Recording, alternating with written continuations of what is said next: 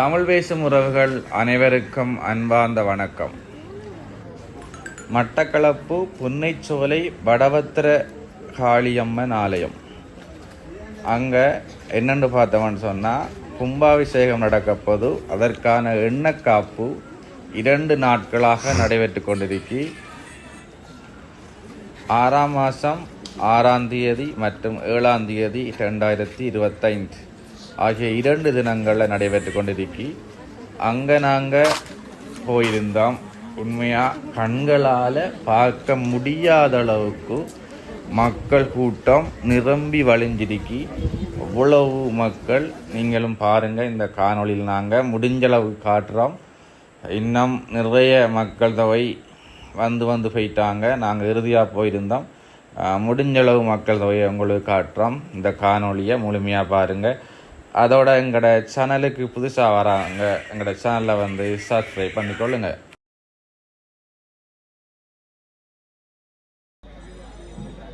மட்டக்களப்பு புன்னைச்சோலை ஸ்ரீ பத்திரகாளி அம்பாளுடைய திருவருள் நிறைந்த குடமுழுக்கு பெருவிழா நாளை 7 மணி 26 நிமிடம் அளவிலே ராஜகோபுரத்திற்கான பிரதான கும்பனியில் சொல்லியப்பட இருக்கிறது. அடியவர்களே, நேர காலத்திற்கு வாருங்கள். பெருமாட்டியினுடைய யாகசாலையிலே இடம்பெறுகிற பூசைகள் எல்லாம் நீங்கள் கண்ணார கண்டுகொள்ள வேண்டும். 12 ஆண்டுகளுக்கு ஒருமுறை தவமிருந்து தவப்பொழுதாக இந்த நாளை காத்திருந்தோம். வெள்ளிக்காப்பு இடுவது மாத்திரமல்ல, கும்பாபிஷேக பெருவிழாவை பார்த்தால்தான் அதனுடைய பலாபலன் பூர்த்தியாகும். கேட்ட வரமெல்லாம் அருளுகின்ற அற்புத தாக்கி இலங்கை மணி திருநாட்டிலே பத்திரகாளிக்கு வடபத்திரகாளிக்கு ஒரு கோவில் அமைந்திருக்கிறது என்றால் அது தனிச்சிறப்போடு கிழக்கிழங்கையிலே கொன்றைமர சோலையிலும் வேப்பமர சோலையிலும் ஆலமர சோலையிலும் அழகுருவை கோவில் கொண்டு நாவல் மரத்தடியிலும் அமர்ந்து அருளாட்சி செய்கிறாள் எங்கள் பத்திரகாளி தாய். தாயே என்று பணிந்தவர்க்கு ஏது குறை? நேற்றைய காலை பொழுதிலே இருந்து பல்லாயிரக்கணக்கான லட்சம் அடியவர்கள் அம்பாளுக்கு தங்கள் கரங்களினாலே அகிலமாளுகிற தாய்க்கு பாட்காப்பட்டிருக்கிறார்கள். கருவூலத்திலே அழகாக வீற்றிருந்து அற்புதமாக அருள் பாலிக்கிற தாய் இந்த தேசத்து அத்தனை அன்பர்களுக்கும் தாயாக திகழ்கிறாள். கேட்டவர்க்கு கேட்டபடி வரமருளுகின்ற அம்பிகையை நாடி வந்தோம். உங்களுடைய கரங்களினாலே எண்ணி காப்பும் பாட்காப்பு விட்டோம் என்று மனதார நாங்கள் வீடு நோக்கி செல்ல இருக்கிறோம். எண்ணெய் காப்பு இடுவது மாத்திரமல்ல, இதனுடைய சடங்கு சம்பிரதாயங்களையும் நாங்கள் அறிந்திருக்கிறோம் அல்லவா? இந்த தாய் திருவருளை தருகிற தாயாக திருசூலத்தோடு இருந்து அருள்கிறாள். புள்ளைமர சோலைகள் நிறைந்த இந்த ஊரிலே மறுமலர சூழலே அழகுற தாயாக விளங்குகிறாள். நவமலர கோபுரம் அப்பப்பா என்னாலதான் கோபுரமாக காட்சி கொடுக்கிறது.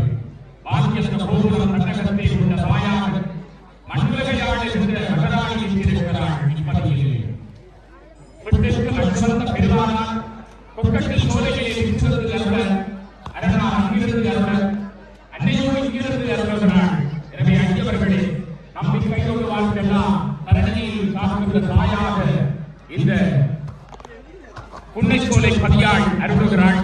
நாடிய தினம் சரியாக 7 மணி 26 நிமிடம் அளவிலே அந்த பிரதான கும்பனியில் எல்லா வல்ல தேவியினுடைய திருவருளினாலே நவதட கோபுரத்தின் 9 கலசங்கள் அங்கே சிறப்பிக்கப்பட்டிருக்கிறது. 9 குருமார்கள் இந்த ஆலயத்திலே சிறப்பித்துக் கொண்டிருக்கிறார்கள். பெரும் குருமார்களாக ஏனையவர்களும் இருக்கின்ற போதும் அந்த 9 சிவாச்சாரியார்களையும் இணைத்துவப்படுத்துவது போல அந்த 9 கும்பங்கள் பிரதான கும்பங்களாக இருக்க, பிரதான கலசங்களாக இருக்க, அந்த அத்தனை 9 கலசங்களுக்கும் 9 சிவாச்சாரியார்கள் தங்கள் கரங்களினாலே கும்பனில் சொரியப்பட இருக்கிறது. அது மாத்திரமல்ல, நாளை வானூர்தி விமானத்தின் மூலம் பூச்சொரிகின்ற நிகழ்வு வைபவ ரீதியாக இடம்பெற இருக்கிறது. எனவே அடியவர்களே, நீங்கள் நாளை காலை 5 மணிக்கு முன்னர் ஆலயத்திலே கொண்டு வந்து பூக்களை கொடுத்துக் கொள்ளுங்கள். ஏனென்று சொன்னால் விமானத்திலிருந்து பூச்சொரிவதற்கு தேவையான பூக்கள் தேவைப்படுகிறது. எனவே அடியவர்களே, இன்று இரவிலும் நீங்கள் கொண்டு வந்து கொடுத்துக் கொள்ளலாம். அம்பிகைக்கு வான்மீரத்திலிருந்து வான் என்ற கோபுரத்திற்கு பூச்சொரிக்கப்பட இருக்கிறது. கேட்ட வரமெல்லாம் அருள்வதாக வீற்றிருக்கிறாள் இந்த புன்னச்சோலை பதியாள். நினைத்தவுடனே நினைத்த மாத்திரத்திலே வரத்தை அள்ளி கொடுக்கின்ற அற்புத தாய் அல்லவா. நம்பிக்கை வைத்தால் அவள் நம்பிக்கையோடு வரத்தை அள்ளி கொடுக்கின்ற தயாவரியாக இருக்கிறாள். நயிலையிலே நாகபூஷணியானாள், காஞ்சியிலே காமாட்சியானாள், மதுரையிலே மீனாட்சியானாள், காசியிலே விசாலாட்சியானாள், பட்டாப்படையிலே கண்ணகியானாள். எங்கள் பதியினிலே புன்னச்சோலை பதியினிலே வடபத்திர காளியாக விற்றிருந்து அருள்கிறாள் அல்லவா. எட்டுத்திற்கும் அரணார் திருத்தேவி வண்ணபுர வடிவழகி கோவில் கொண்டு வருகிறாள். நம்பிக்கையோடு வழிபார்த்து என்ன முறை அவள் நம்பிக்கையோடு நமக்கு வரவருகிற தாயாக இருக்கிறாள். அடியவர்களே, நித்திய பூசைகளிலே விடுகின்ற தவறுகளை எல்லாம் நாங்கள் மகோற்சவ காலங்களிலே நிறைவு செய்து கொள்வோம். மகோற்சவ காலங்களிலே நாங்கள் விடுகின்ற அந்த நிகழ்ச்சிகளை எல்லாம் நிறைவு செய்வதுதான் இந்த குடமுழுக்கு பெருவிழா. எனவே திருவருளை தருகிற குடமுழுக்கு பெருவிழாவிலே யாகசாலையிலே இங்கே கும்பங்கள் எல்லாம் வைக்கப்பட்டு திருவருளை தருகிற நவ நாயகியாக அம்மாள் கும்பத்திலே இருக்கிறது. காக்கிற தாய் நாளை குடமுழுக்கு பெருவிழா கண்டுகொள்ள போகிறாள். வண்ண வடிவழகி நடமாடும் இடத்திலே நீங்கள் நடமாடிக் கொண்டிருக்கிறீர்கள். தெய்வம் குடிகொண்ட இடத்திலே நீங்கள் நடமாடிக் கொண்டிருக்கிறீர்கள். அடியவர்களே, இந்த மண்ணிலே உங்களுடைய பாதம் பதிப்பதற்கு நீங்கள் கொடுத்து வைத்தவர்கள். பாதம் பதித்தால் பாவம் போகும் என்று சொல்வார்கள். எனவே புன்னை சோலையில் பதியாடி உங்களுடைய கரங்களினாலே நீங்கள் அற்புதமான பொழுதிலே திருவருளை தருகின்ற இந்த வேளையிலே நீங்கள் உங்களுடைய கரங்களினாலே அங்கே லோகத்தினாலான அம்பிகை சூலம் இருக்கிறது. அந்த சூலத்தை நீங்கள் பாதுகாப்பிட போகிறீர்கள், எண்ணெய் காப்பு அல்ல. எனவே அம்பாளுக்கு நாங்கள் பாதுகாப்பு தான் சாத்துகிறோம். அங்கே ஏனைய பரிவார தெய்வங்களுக்கும் நாங்கள் எண்ணெய் காப்பு சாத்துகிறோம். எண்ணெய் காப்பு எள்ளு எண்ணெய் கொண்டு திருவருளை தருகிற இந்த சுவாமிகளுக்கு சாத்துவது ஏனென்றால் பிறக்க போகின்ற குழந்தைக்கு தாய் பிறந்தவுடன் என்ன கடவுள்கிறாள் என்றால் எள்ளெண்ணெய் நல்லெண்ணெய் என்று சொன்னால் ஒரு குழந்தைக்கு குளுமையை பெறுவது நல்லெண்ணெய்.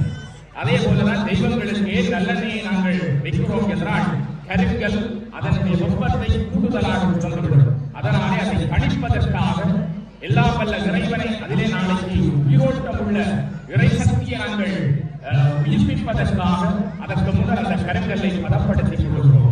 அந்த கருங்கலிலே உயிர் தெய்வமாக இருப்பவள் பேசும் தெய்வமாக இருக்கிறாள். அடியவர்களே, புன்னைச்சோலை பதியாள் நீங்கள் அப்போது பேசி பாருங்கள். நீங்கள் பார்க்கின்ற போது புலப்பட்டுக் கொள்ளும். அவள் கண்ணாயிரம் உடையவள், காக்க கடனுக்கு கற்பகவல்லியே என்று அவள் பொற்பதங்கள் பிடிப்பதற்கு இந்த தரணியிலே அவள் ஆதி மூல சக்தியாக ஆதிவராசக்தியாக முதல் இந்த மண்ணிலே அன்னை அவதரித்தாள். அவள் எத்தனை வடிவங்களை தாங்கி மண்ணுலகிலே வரம் கொடுக்கும் தாயாக இருக்கிறாள். எனவே அற்புதமான தாயினுடைய அந்த கோபுரத்தினுடைய அழகிலே ஒவ்வொரு வர்ண வேலைப்பாடுகளை பார்ப்பதோடு சிற்பங்கள் அத்தனையும் ஏதோ ஒரு வகையிலே கந்த பரம்பரை கதைகளை கொண்டவைகளாக அறியப்பட்டிருக்கிறது. அங்கே அம்பாள் வடபத்திரகாளி இந்தியாவிலே இருந்ததால் ஈழத்தை நோக்கி வந்தாள். எனவே அந்த வடபத்திரகாளி என்று சிறப்பிக்கப்படுகிற அந்த பத்திரகாளியினுடைய வரலாற்று பொக்கிஷங்களை தாங்கியதாகவும் இந்த ஆலயத்தினுடைய வரலாற்று பொறுப்புகளை தாங்கியதாகவும் நவதள கோபுரம், நவ என்பது 9 தளங்களை கொண்ட கோபுரமாக 121 அடியிலே அந்த கோபுரம் அமைந்திருக்கிறது.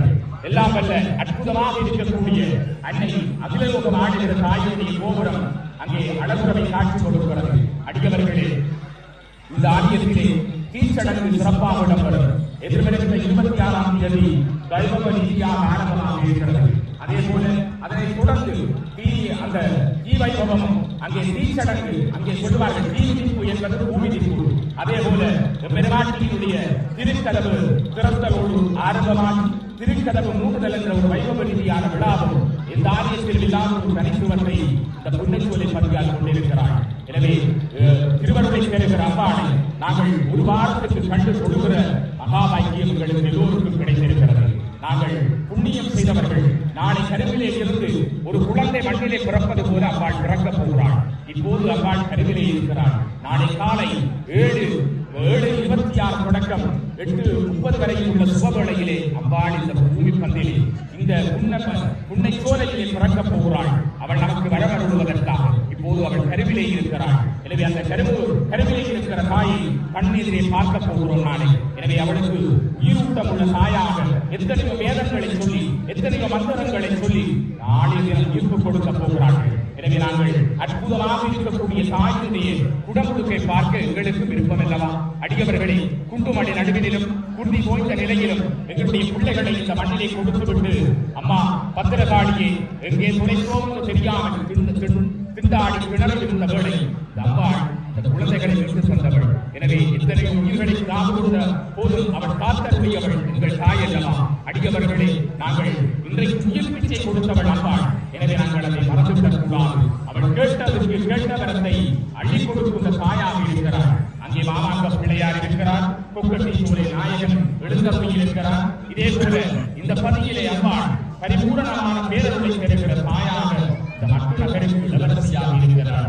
இன்றைக்கு உலகளாவிய ரீதியில் இருக்கக்கூடிய பலரும் தேடி வந்து வழிபடுகின்ற ஒரு அற்புத தாய். அடியவர்களே, அவள் கனவிலும் நினைவிலும் வந்து காட்சி கொடுப்பாள்.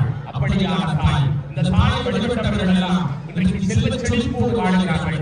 புலம்பெயர்ந்த நாடுகளில் எல்லாம் அம்மா கல்வி தாயை கடல் எங்களை வழியெழுப்பி வெப்பாயாக வேண்டுதல் கேட்டவருக்கெல்லாம் அந்த கடமை, அந்த நொடிப்பொழுதே, அந்த நிமிடப்பொழுதே மரத்தை அள்ளி கொடுத்தவள் எதிர்பார்க்கி அம்மா மலடி நலடி என்போர் மாநிலத்தோடு எசுவார் அம்மா எனக்கு ஒரு குழந்தை வரம் தருவாயா என்று பத்திரகாளி தாயை என்று அந்த தாயை 2 கரம் கூட்டி கேட்ட பெண்களுக்கு மங்கையருக்கு அவள் குழந்தை வரம் கொடுத்தவள் இந்த பத்திரகாளியாய் வீற்றிருந்து புன்னை சோலையிலே அருள்வள். அது மாத்திரமல்ல, தாலி பிச்சைக்குள் கேட்டு வந்தேன் அம்மா, தயவோடு நீ எனக்கு தெருவாயா எங்கள் புன்னை சோலை இளவரசியே. அம்மா கல்லோதான் உண்மனதும் கல்லோதான் உண்மனது உள்ளளவு கனியானோ இரும்பென்றால் இலகுமம்மா உண்மனம் உள்ளதானோ என்று கேட்டவர்க்கெல்லாம் கேட்ட வரத்தை கேட்ட மாத்திரத்திலே இவரத்தை கொடுக்கின்ற உத்தம நாயகியாக புன்னை சோலை பதியாள் வீற்றிருக்கிறாள். எனவே இந்த அம்பாளுடைய குடமுழுக்கு பெருவிழா கணபதி கோபத்தோடு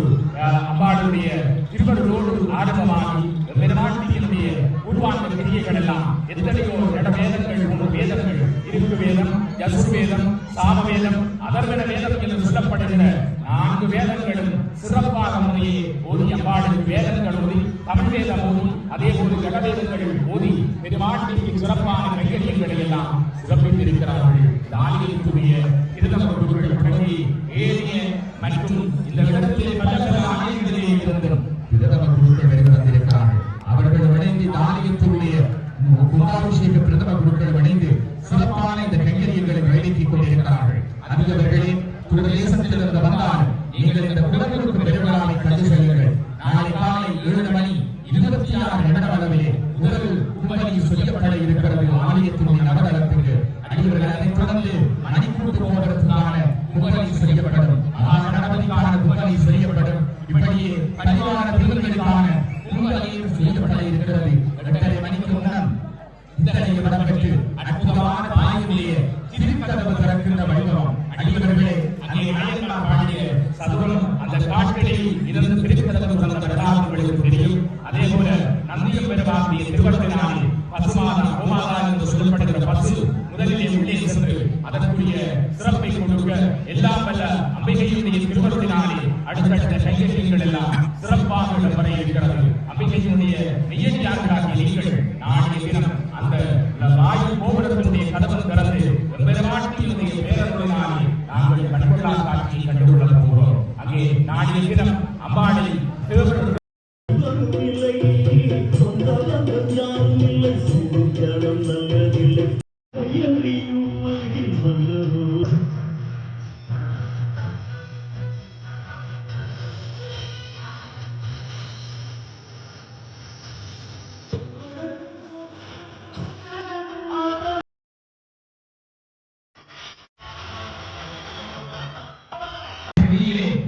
பௌர்ணமி என்று பித்திலே சொல்லிவிட்டார்.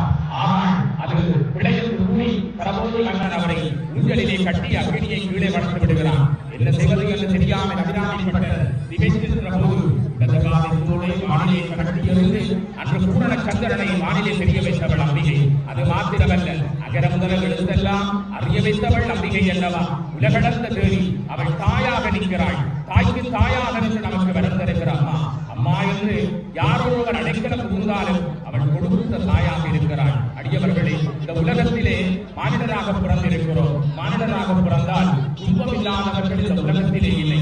ஒவ்வொரு மனிதர்களுடைய நாட்டிலும் ஏதோ ஒரு துன்பங்களை வாட்டிக் கொண்டிருக்கிறது. வறுமை வாட்டுகிறது, நோய் வாட்டுகிறது, அல்லல் படுகிறோம். யார் கதி என்று நாங்கள் நினைத்து கரிதலங்கி நிற்கிற வேளையிலே தெய்வம் தான் நமக்கு துணை, இறைவன் தான் துணை, இறைவன் தான் நமக்கு துணை. எனவே அதைத்தான் இறைவனுடைய சன்னிதானத்திலே நாடி தேடி வந்து நாங்கள் வழிபாடு செய்கிறோம். இன்றைய தினம் இந்த சன்னிதானத்தை நாடி வந்திருக்கிறோம் என்றால் கேட்ட வரமெல்லாம் எங்கள் பத்திரகாளி திருவாளர்கள் அந்த அசையாத நம்பிக்கையோடு எங்களுடைய மூதாதையர்கள் எல்லாம் கல்லை கடவுளுக்கு நம்பி வழிபட்டார்கள், சூலத்தை நாட்டினார்கள். அந்த காலத்திலே உங்களுக்கு தெரியும், போர்த்துகேயர் ஆங்கிலேயருடைய காலத்திலே இன்றைக்கு வைரவர் படை இரவிலே எழுதப்படுகிறது. ஆலயங்களிலே நீங்கள் பார்த்திருப்பீர்கள், வைரவர் படை ஏனைய படைகள் எல்லாம் இரவிலே எழுதப்படுகிறது என்ற கேள்வி இந்து மக்களிடையே சைவ மக்களிடையே இருக்கிறது. ஏனென்றால் அந்த காலத்தில் ஆங்கிலேயர்கள் போர்த்துகேயர்கள் நம் நாட்டை படையெடுத்து வந்து தாக்கிய போதெல்லாம் அங்கே எந்த இடத்திலும் கோவில்கள் இல்லாமல் அழித்து விட்டார்கள். அதனாலே எங்களுடைய மக்கள் பயந்து இரவிலே அந்த காலத்தில் எல்லாம் பொதுக்கிணறு இருக்கிறோம். அந்த பொதுக்கிணத்திலே என்ன செய்வார்கள் என்றால் ஒரு சூலத்தை குத்துவார்கள்.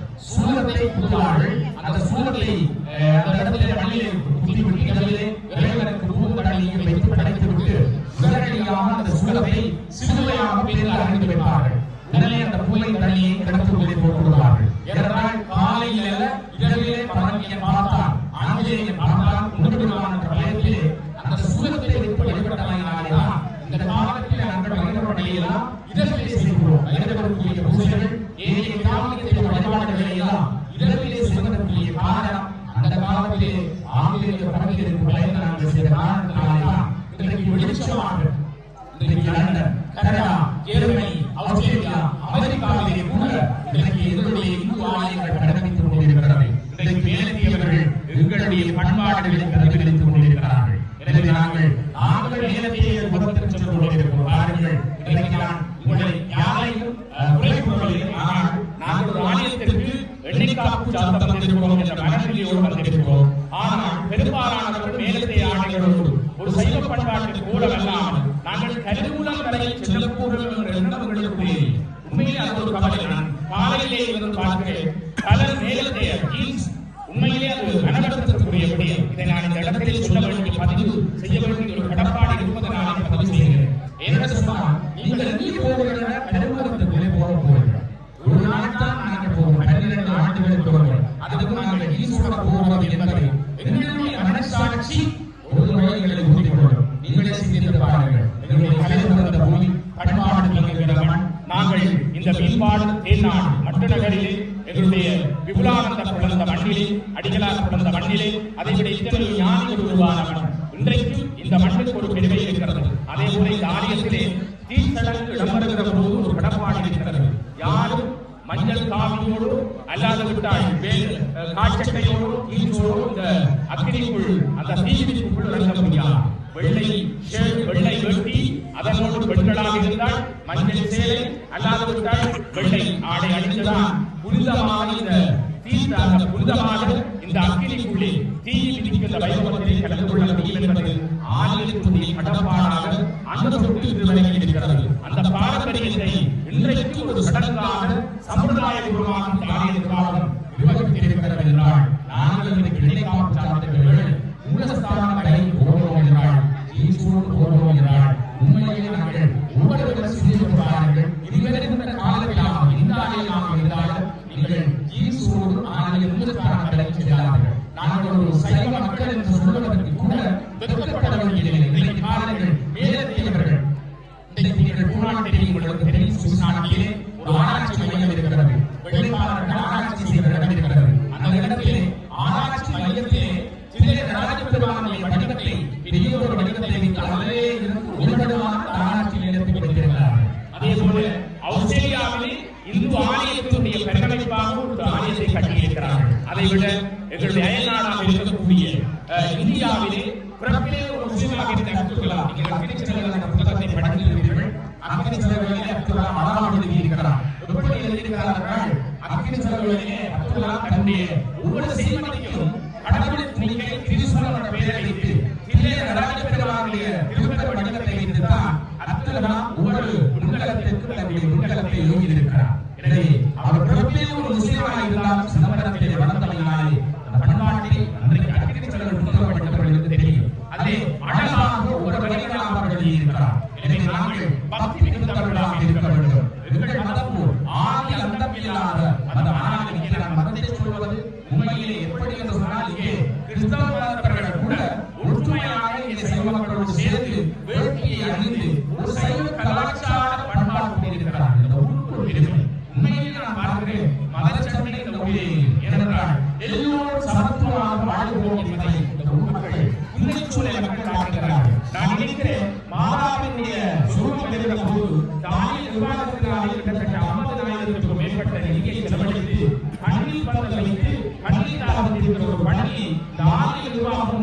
வருகிறது என்றால் அதை சொல்லி எங்க தேவையில்லை.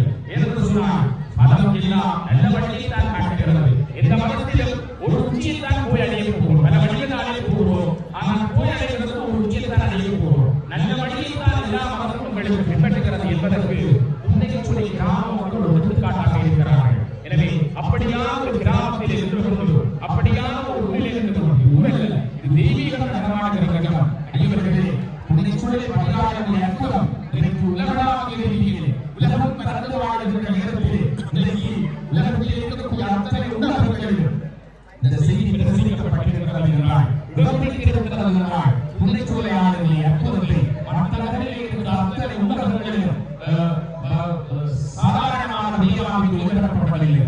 இன்னைக்கு உன்னை சொல்லி பிரபுக்கு பற்றிய அந்த செய்திகள் பிரபலமாக இருக்கிறது என்றால், அம்மாவுடைய அவரை இந்த உலகத்தில் இருக்கிற அத்தனை பேர் கொண்டிருக்கிறோம். அவளுக்கு ஒரு அனுபவம் வசதியாது, அவளுக்கு நூறான ஆர்வம் இல்லை. இந்த பிரமா விஷ்ணு புத்திரன் அந்த முன்னராலும் அந்த பரிசக்தி இல்லாமல் எதையும் சாதிக்க முடியாது. எனவே அற்புதமான தாய் கேட்டலை கேட்ட மாத்திருக்கிறாள். தாய் மனசு நிலவுலாம். எனவே அவள் எந்த வரத்தை கேட்டால் கேதார கவுரி நோக்கிலிருந்து அம்பிகையை வெட்டினாள். அவள் நடந்துவாள். வரலட்சுமி நோக்கியிருந்தாள். அவள் நடந்துவாள். மாசகரத்திலே மகத்தான பெருவிடம் நடந்துவிட்டாள். அவள் நடந்துவாள். ஆடி பூரத்திலே அம்பாளை வெட்டினாள். அவள் நடந்துவாள். எனவே கொடுக்கும் தாயாக இருக்கிறாள். அடியவர்களே, இந்த ஆலயத்துடைய திருப்பணிக்காக வாரி வாரி அடியவர்களோடு நிகழை கொடுத்தீர்கள். சொன்னார்கள், எப்படி செய்தாலும் அப்படி திருப்பணியாக இருக்க வேண்டும்.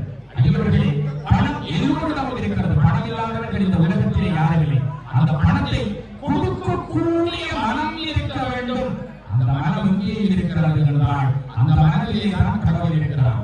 அதனாலே தான் கொடுக்கத்தான் குறைவில்லாத செல்வம் நமக்கு வந்து சேரும். சொல்வார்கள், இறைக்கிற கிணறுதான் ஊறிக்கொள்ளும். எனவே கடவுள் செல்வத்தை தந்து பார்ப்பான். இது நல்ல வழியிலே செலவழிக்கப்படுகிறதா, அதை நல்ல வழியிலே எங்களுடைய வாழ்க்கையிலே செலவழித்துக் கொள்ள வேண்டும். இன்றைக்கு முன்னை சொல்லையாளுக்கு இவ்வளவு தூர கட்டுமானங்கள் எல்லாம் எழுந்திருக்கிறது என்றால் அவருடைய அற்புதமும் அழகும் தான் சாட்சியாக இருக்கிறது. அடியவர்களே, ஒவ்வொருவரிடம் கொடுக்கப்பட்ட ஒவ்வொரு ரூபாக்களும் பல கோடி ரூபாவாக ஆலயத்திலே கட்டுமானம் அமைந்திருக்கிறது. அது மாத்திரமல்ல, ஆலய நிர்வாகம் சிறப்பாக என்னுடைய ஞானத்துவ தலைவர் தலைமையிலே சிறப்பாக இந்த சுகநிலை இந்த நிர்வாகம் சிறப்பாக செய்யப்பட்டுக் கொண்டிருக்கிறது.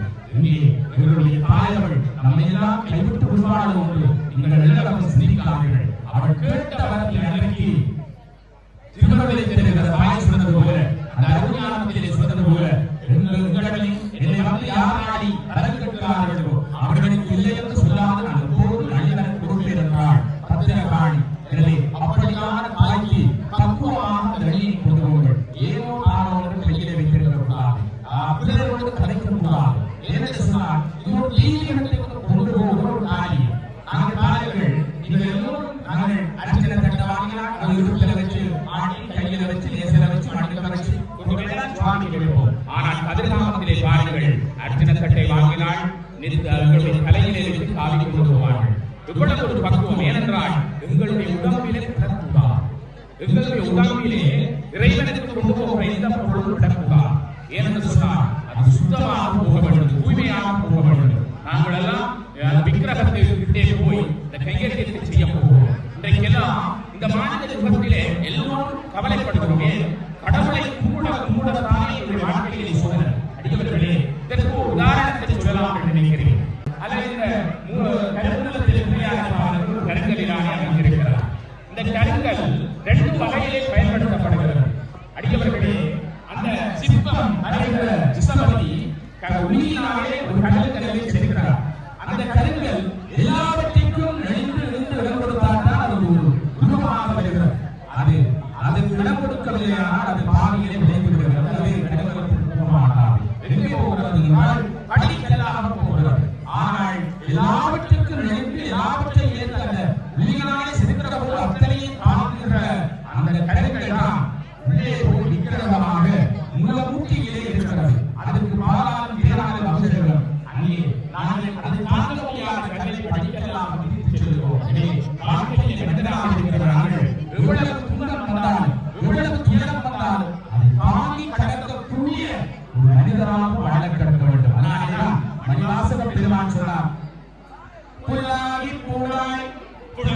மரமாகி கல்வி நிகழாகி பறவையாய் பாம்பாகி அப்பப்பா எத்தனை பிறவிகளை பிறந்துழைத்தே பெருமானே என்று மணிவாசக பெருமான் திருவாசகத்திலே சொல்கிறார். தேதியில் இனிய மொழியாக இருக்கக்கூடிய திருவாசகத்திலே எங்களுடைய மணிவாசக பெருமான் சொல்கிறார். ஏனென்றால் எல்லா பிறப்பிலும் புறத்தற்கரிய புறவி அப்பா இந்த மானிட புறவி பாருங்கள்.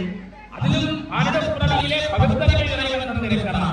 6வது அளவு விலங்குகளுக்கு கூட அந்த அறிவில்லை, தாவரத்துக்கு ஓரளவு. ஆகையினாலே மனிதனுக்கு இந்த 6 அறிவை தந்திருக்கிறான் என்றால் இது சரி, எது பிழை என்று நன்கு அறிந்து வாழக்கூடிய ஒரு பக்குவம். இந்த உலகத்திலே நாங்கள் பிறந்திருக்கிறோம் என்றால் ஏன் பிறந்திருக்கிறோம்? நல்ல ஆடை அணிகலன்களை அணிவதற்காக இல்லை.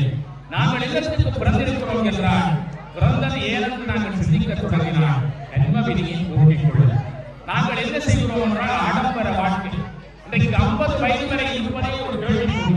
இன்றைக்கெல்லாம் 50 வயதிலே கால்படி இருக்க முடியாத நிலை பலருக்கு. இன்னைக்கு பலரை பார்க்கிறோம் 50 வயதிலே கால்படி இருக்க மாட்டேன் தப்பான ஏன் இந்த நிலை என்றால் பல நோய். இன்னைக்கு பார்த்தா உண்மையை சொல்றது இன்னைக்கு வைத்தியசாலையிலே ஒரு நண்பராக இருக்கிற காரணத்தினாலே நான் அதை விளக்குகிறேன். என்னன்னா இன்னைக்கு வைத்தியசாலைக்கு நாடுகிறவர்களை பார்த்தால் ஏதோ வகையிலே நோயாளியாக இருக்கிறார்கள். எப்படி சொன்னால் ஒரு பிள்ளை பள்ளிக்கூடத்துக்கு போறவாங்க சரலோகத்துக்கு ஒரு கோப்பி, கொலஸ்ட்ராலுக்கு ஒரு கோப்பி, பிரஷருக்கு ஒரு கோப்பி, அம்மா ஒவ்வொரு நாளைக்கு ஒரு கோப்பியோட வருவாங்க. என்ன சொன்னால் பிள்ளை பள்ளிக்கூடம் போறவாங்க கிளி கோப்பி. இன்னைக்கு மாதம் மாதம் வாரம் வாரம் ஒவ்வொரு கிளி. ஏன் இந்த நிலை என்றால் நாங்கள் ஆன்மீகத்திலே நாட்டம் இல்லாமல் போவோம். எல்லாம் ஒரு சுவிட்சுக்குள்ளே வந்து விட்டது. வீட்டில் ஒரு சுவிட்ச், இப்ப வீடு போடுறதுக்கு மிஷின் தரப்போம். எல்லாம் நாங்கள் இருந்த இடத்திலே எல்லாவற்றையும் செய்து பழகுவோம். எந்த ஒரு வேலையை இலகுவாக செய்வதற்காக மனித இயந்திரத்தை பயன்படுத்துகிறோம், இயந்திரங்களை பயன்படுத்துகிறோம், மனித வலுவை பயன்படுத்த தவறுகிறோம். அதனாலேதான் எங்களுக்கு இவ்வளவு துன்பங்கள் எங்களை நெருங்கிக் கொண்டிருக்கிறது. எனவே அடியவர்களாக நீங்கள் இறை நம்பிக்கையோடு இந்த பாதம் இந்த மண்ணிலே பதித்திருக்கிறீர்கள் என்றால் ஏதோ வகையிலே உங்களுக்கு இறையருள் கை கொடுக்கிறது. அவனத்தின்றி ஒரு காரியத்தை நாங்கள் செய்ய முடியாது. எனவே அடியவர்களே நேர காலத்திற்கு செல்லுங்கள், விரைந்து செல்லுங்கள். ஏனென்றால் பூர்வாங்கமான கிரியைகள் ஆரம்பிக்க வேண்டும். நீங்கள் உங்களுக்கு தெரியும் இந்த இடம் அங்கே மண் பரவப்பட்டிருக்கிறது, எண்ணெய் கடலில் இருக்கிறது. எனவே அவற்றையெல்லாம் அழுக வேண்டும். நீங்கள் எல்லாம் ஏனோ ஆறுதலா போன்னு சிந்தித்து போவீர்கள். அப்படி இல்லை. சில பேர் மூன்று முறை வைக்கிறார்கள் இருக்கிறீர்கள். ஒரு கால் சிரசில வைத்தால் போதும். நீங்கள் எல்லோரும் நான் பார்க்கிறேன் யாருடைய கையில் நாணய குட்டியை காணவில்லை. நாங்களுக்கும் கும்பாபிஷேகத்துக்கு எண்ணெய் காப்புக்கு போகிற போது கையிலே ₹1 ஒரு சுவாமிக்கு வைக்க வேண்டும். ஏனென்று சொன்னால் ஒற்றை ரூபாவாக இருக்க வேண்டும். எண்ணெய் வைப்பதற்கு முன்னர் ஒரு நாணய குட்டியை இறைவனுடைய பாதத்தில் வைக்கின்றார். எண்ணெய் சாப்பிட வேண்டும். இது ஒரு வழக்கான ஒரு ஆரம்ப சாஸ்திர முறையிலே இருக்கிறார். நாங்கள் எல்லாம் ஏதோ எண்ணெயை வாங்குகிறோம், அதில் சாத்திட்டு போகிறோம் எல்லாம். எண்ணெய் வாங்குகிற போது கூட கையை இலவசமாக கொடுக்கிறார்கள். இலவசமாக கொடுக்கிறார்கள் என்று வாங்கி கொண்டு வந்து இறைவனுக்கு சாத்தக்கூடாது. ஏதோ ஒரு காணியை சொல்வார்கள், சிவன் சொத்து புலனாசம். எப்போதும் ஆண்டவனுடைய சன்னிதானத்திலே பெருமையாக இந்த பொருளை எடுத்து எந்த இடத்துல நாங்கள் கொடுத்துட்டு போகக்கூடாது. ஏதோ ஒரு ஊழியத்தை இறைவனுக்கு கொடுக்க வேண்டும். நாங்கள் அங்கிருந்து எண்ணெய் எடுக்கிற போது இறைவனுடைய உண்டியலில் எங்களால் முடிந்ததை ஏற்றுக்கொள்ள அம்மான்றே மனம் இறங்கி தாய்க்கு காணிக்கை கொடுக்க வேண்டும். அதே போல ஒரு சுவாமிக்கு வைக்கிற போது பணிவாக இறங்கி அதே போல அந்த இறையர்வையினாலே இந்த கைகரியங்களை எல்லாம் செய்து கொள்ள வேண்டும். அதே போல அற்புதமான தாய்க்கு பாதுகாப்பு இருந்த வைபவம் இடம்பெறுகிறது. எனவே அம்பாளுக்கு கருவூலத்திலே இருக்கிற மூலவனுக்கு நீங்கள் எண்ணெய் காப்பு சாத்த வேண்டாம். அங்கே அம்பாளுக்கு நீங்கள் பாதுகாப்பு தான் சாப்பிடுகிறீர்கள். ஏன்னா லோகத்தில் ஆனவள். ஆகையினாலே அதே போலதான் விரைவில் இருக்கிற கதிர்வேலாகிய சுவாமிக்கும் அங்கே நீங்கள் பார்த்திருப்பீர்கள் பாதுகாப்பு தான் நீங்கள் சாப்பிடுகிறீர்கள். ஏன்னு சொன்னால் லோகத்திலான சுவாமியாக வழி தெய்வானையோடு மிகப்பெருமான் இருக்கிறார். எனவே நாங்கள் ஆறுதலாக இந்த கையெழுங்களை எல்லாம் சிறப்பாக செய்துவிட்டு நாளை காலை அசைவ உணவை உண்ணக்கூடாது. 12 நாட்கள் உண்மையின்படி விதிமுறையின்படி 12 நாட்கள் 9 நாட்கள் மச்ச உணவுகளை எடுக்கக்கூடாது. ஏனென்றால் சுவாமிக்கு நாங்கள் சாப்பிட்டு போய் அடுத்த நாள் மச்சம் சாப்பிடுவது என்பது அவ்வளவு அழகான விடயமல்ல. 12 சில பேரெல்லாம் இந்த மண்டல